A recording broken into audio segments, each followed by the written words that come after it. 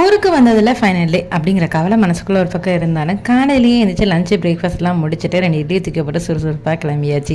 எங்கன்னு கேட்டிங்கன்னா கோயிலுக்கு தான். ஃபஸ்ட்டு பிளான் பண்ணது என்னமோ திருச்செந்தூர் தான். பட் செகண்ட் சாட்டர்டே ரொம்ப ரஷ்ஷாக இருக்குன்னு சொல்லிட்டு ஸ்ட்ரெயிட்டாக நம்ம குலசை தசரான ஐயா பக்கத்துக்கு போயாச்சு.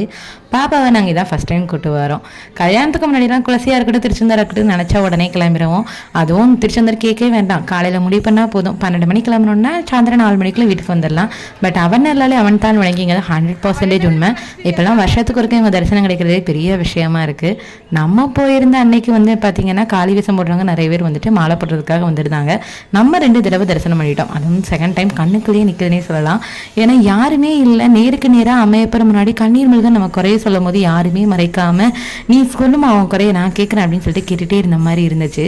ஒரு வாரத்துக்கு முன்னாடி இன்ஸ்டாகிராம் ரீல்ஸில் பார்க்கும்போது நம்மளாம் என்னைக்கு போகிறோன்னு யோசித்தேன்.